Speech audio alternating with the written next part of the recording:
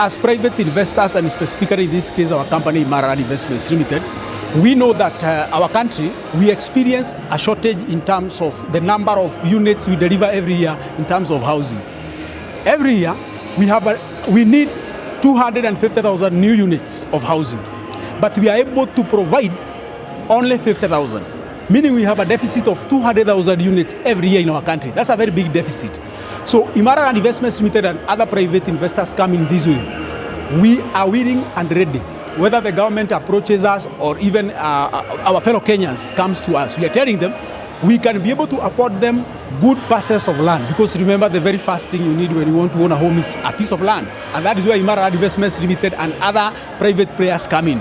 We are ready to provide them with land at affordable rates. At Imara, we say we have a policy called the Shamba kwa Wote initiative, and at this initiative we are saying we want to enable our Kenyans to own a piece of land.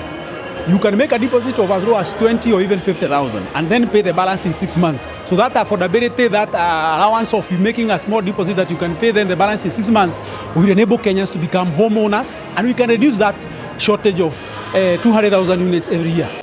Definitely yes. Now when the country experiences some form of skirmishes here and there, or rather what kind of political instability we have seen in our country, businesses are affected.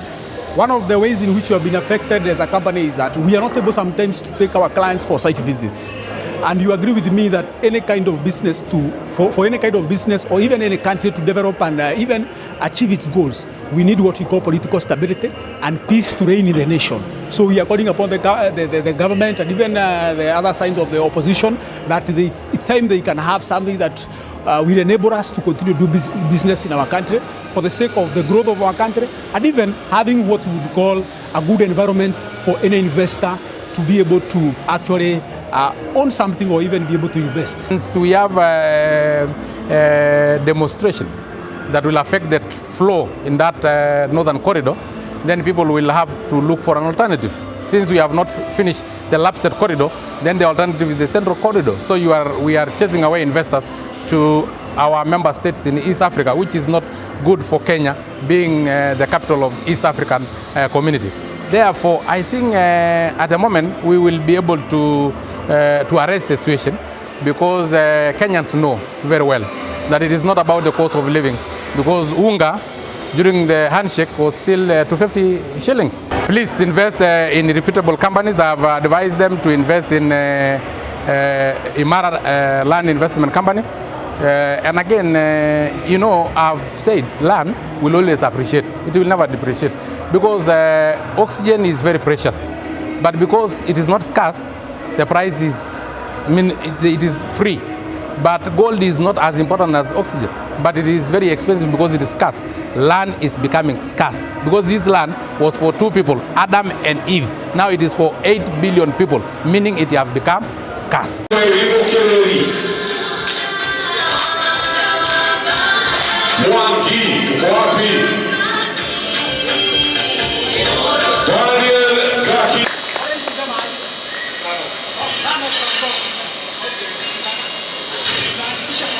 Mchungaji aliyemlea Kenya.